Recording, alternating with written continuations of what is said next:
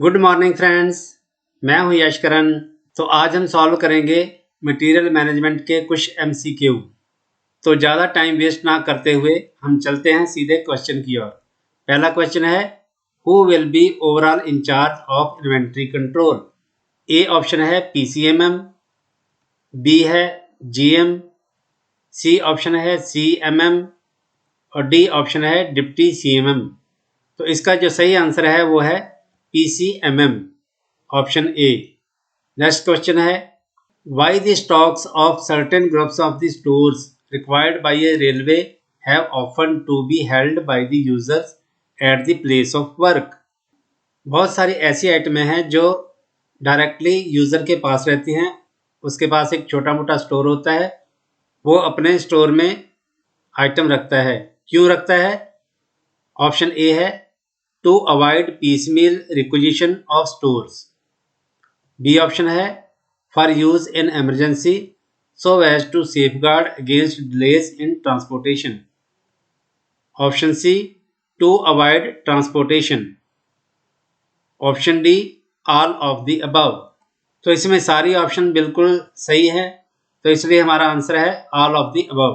Question number 3, who will be overall responsible for the purchase, inspection, custody and issue of railway stores?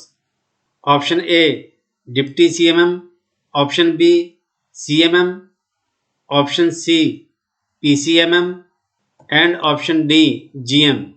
Purchase, inspection, custody and issue of railway store के जो overall in charge हैं वो PCMM होते हैं, तो हमारा answer है PCMM। Question number 4, who is responsible for general accounts of the stores transaction of the railways?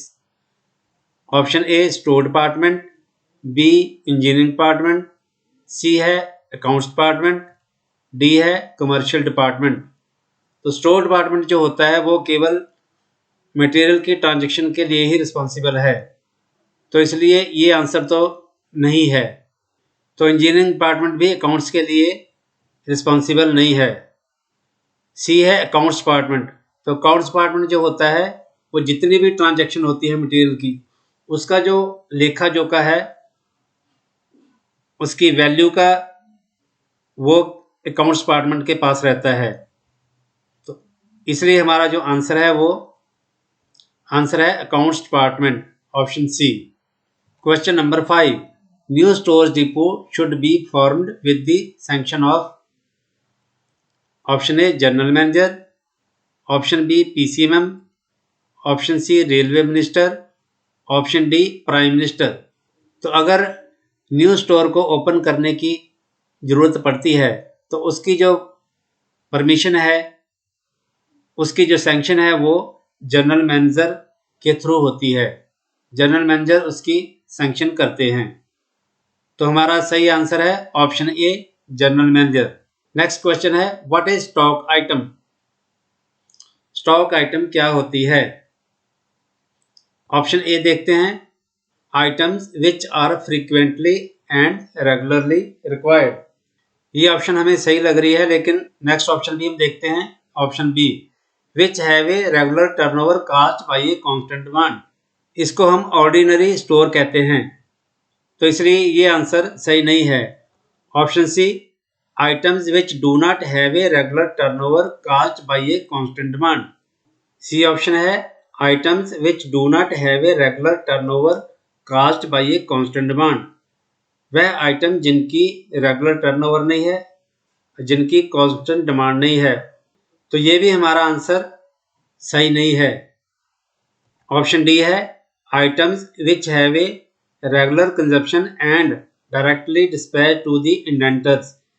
इन आइटमों को हम नॉन स्टॉक आइटम कहते हैं, तो ये आंसर भी हमारा सही नहीं है।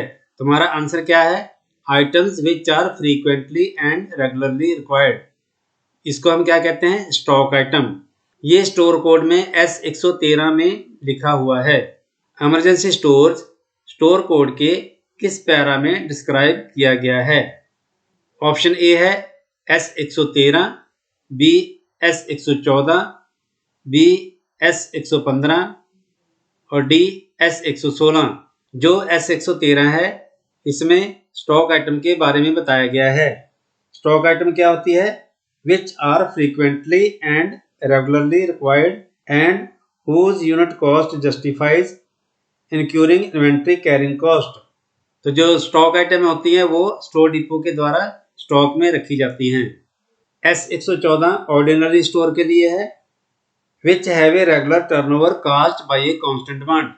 जिन आइटमों की रेगुलर टर्नओवर है और उनकी कांस्टेंट डिमांड है उनको हम ऑर्डिनरी स्टोर कहते हैं। तो पैरा S115 में क्या है? The items which do not have a regular turnover caused by a constant demand which do not ordinarily wear out or require renewal। जो आइटम जल्दी घिसती नहीं है और जल्दी टूटती नहीं है, या वह आइटम जिन आइटमों की इमरजेंसी के दौरान जरूरत पड़ती है, उन आइटम को हम इमरजेंसी स्टोर कहते हैं। तो इसलिए हमारी ऑप्शन कौन सी ठीक है? सी, S115। ये इमरजेंसी स्टोर के लिए इस पैरा में इमरजेंसी स्टोर के बारे में डिस्क्राइब किया गया है। अगला क्वेश्चन है which items should not be classed as inactive और surplus after 12 months and 24 months respectively. कौन सी आइटम 12 महीने के बाद या 24 महीने के बाद भी इनएक्टिव नहीं होती? उस आइटम को हम क्या कहते हैं? ऑप्शन ए है ordinary store, B emergency store, C stock item, D non stock item. Ordinary store क्या होता है? Which have a regular turnover caused by a constant demand.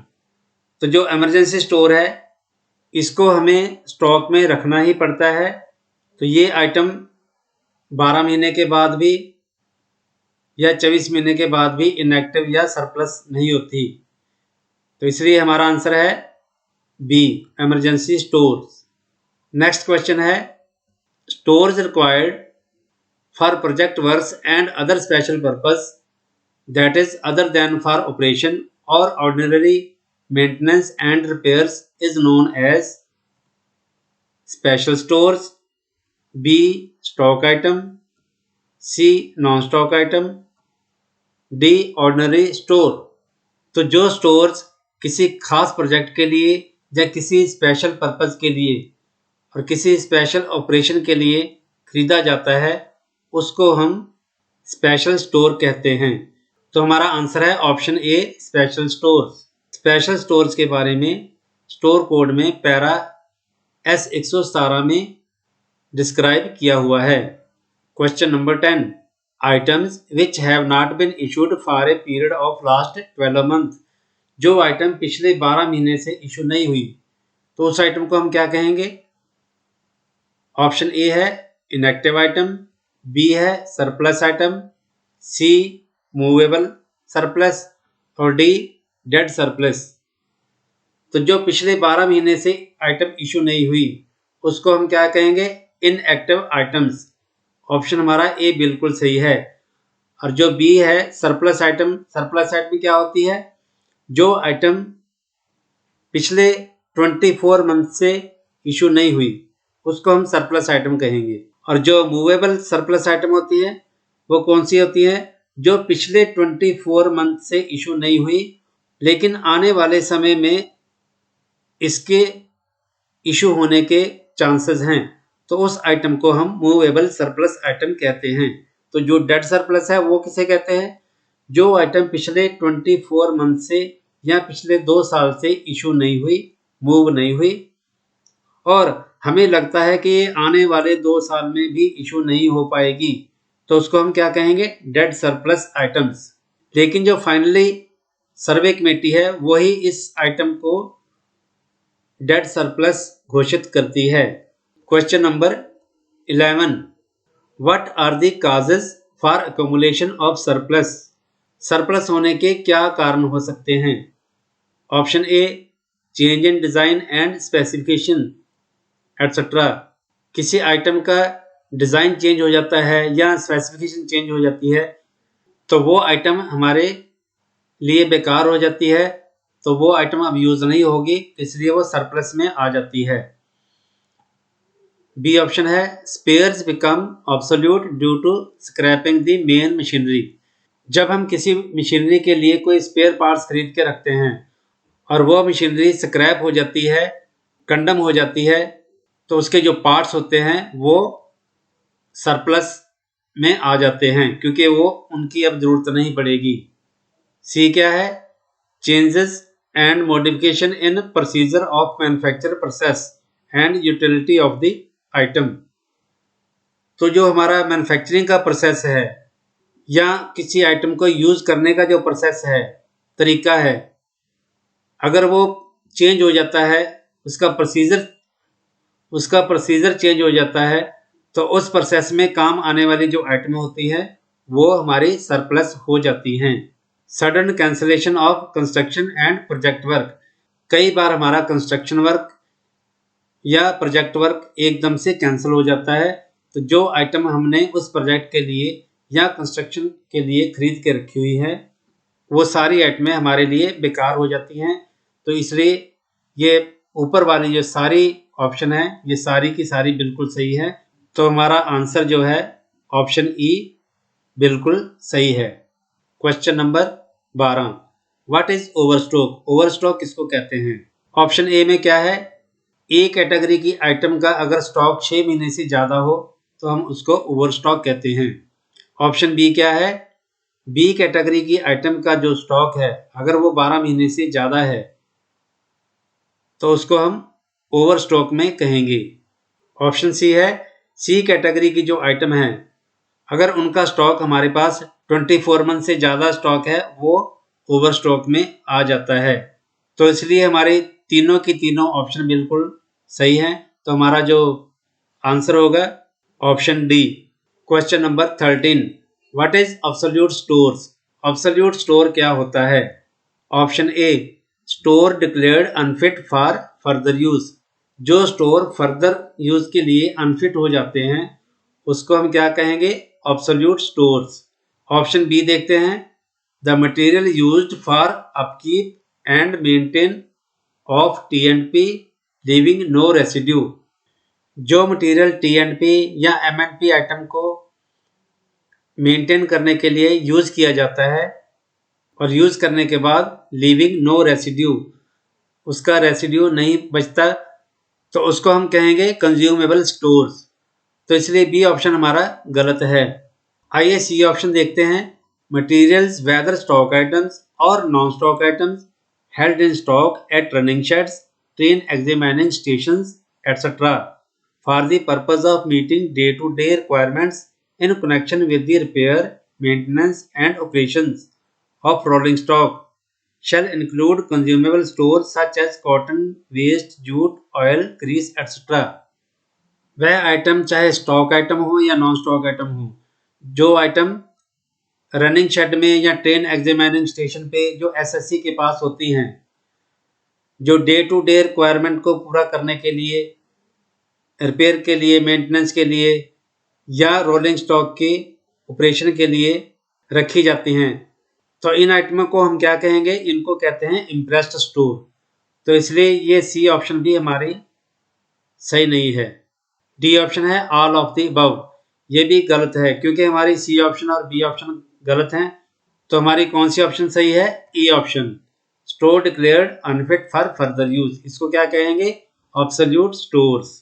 Question number 14, whether firewood used for lighting purpose is an item of impressed.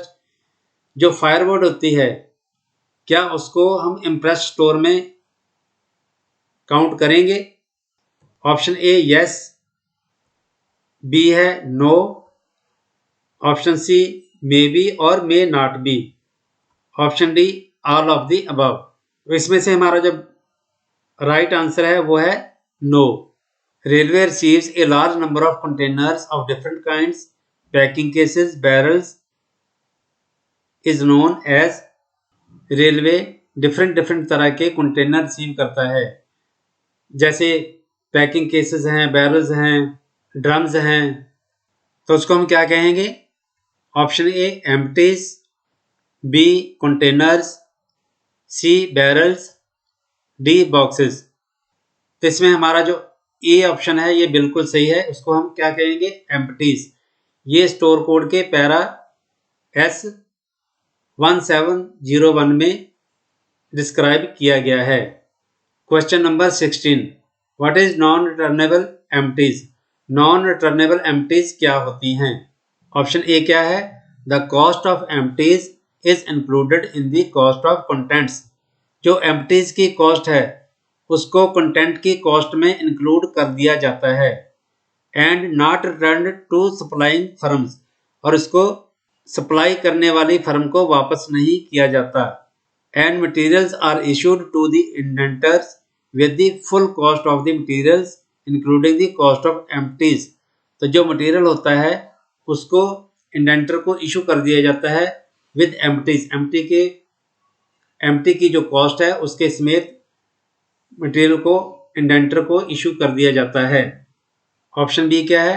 The cost of empties is charge for by the firm along with the cost of contents, but supplying firms undertake to refund the full cost of the empties if they returned in good condition with specified period.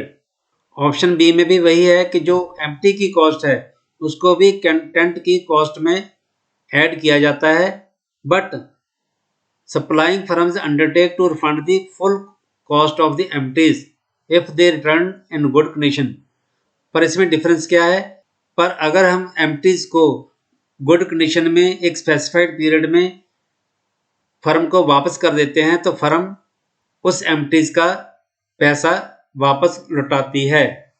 तो इसको हम optionally returnable empties कहते हैं। तो इसलिए B option हमारी ठीक नहीं है। सी ऑप्शन क्या है? These are not charge for the firms along with the cost of the contents, but the agreement is that if they are not returned to the firm in good condition within a specified period, the cost of the empties will be payable to the firm. C option में क्या है? जो empty की cost है उसको content की cost में include नहीं किया जाता, लेकिन अगर उस एम्प्टी को एक स्पेसिफाइड पीरियड में फर्म को वापस नहीं करते तो फर्म उसका चार्ज करती है। ऑप्शन डी है ऑल ऑफ द अबव। तो इसमें जो बी और सी ऑप्शन है ये तो गलत हो गई हैं, तो इसलिए जो हमारी ऑप्शन है ये वो बिल्कुल सही है। Question number 17, what is minimum stock? Minimum stock क्या होता है? Option A, it is the stock order point eight which the recruitment demand should be processed. ये एक स्टॉक ऑर्डर पॉइंट होता है जहां पे हमें रिक्रूटमेंट के लिए प्रोसेस कर देना चाहिए। Option B, it is the lowest quantity that may be order for at any time after providing that stores are never less than the prescribed minimum. यह एक कम से कम वह क्वांटिटी है जो हमें किसी भी समय ऑर्डर करनी चाहिए। Option C, it is the reserve stock for an item. Option D, all of the above. तो इसमें हमारी कौन सी ऑप्शन बिल्कुल सही है? ए ऑप्शन हमारी बिल्कुल सही है। Question number 18, in which para of store code standards of financial property is described. Store code के किस पैरा में स्टैंडर्ड्स ऑफ फाइनेंशियल प्रॉपर्टी या कैनन ऑफ फाइनेंशियल प्रॉपर्टी के बारे में डिस्क्राइब किया गया है? तो ऑप्शन ए है S131, बी S231, सी S331, डी S141। लेकिन हमारा जो बिल्कुल सही आंसर है वो क्या है? A S131।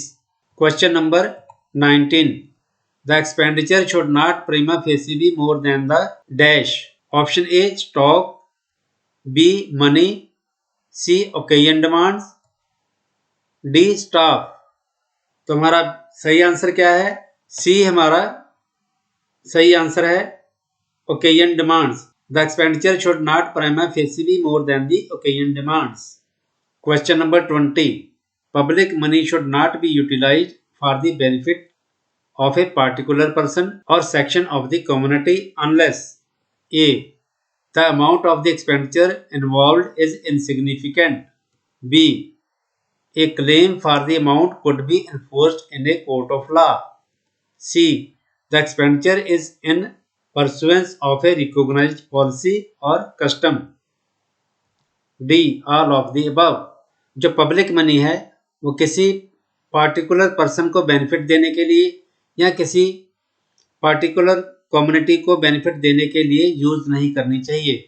लेकिन अगर उसकी अमाउंट बहुत कम है या claim for the amount could be enforced in a court of law, या फिर वो अमाउंट किसी कस्टम के अगेंस्ट या किसी रिकॉग्नाइज पॉलिसी के अगेंस्ट इशू नहीं कर रहे हैं, तो उस कंडीशन में हम पब्लिक मनी को, तो इन 3 कंडीशन में हम पब्लिक मनी को यूज कर सकते हैं।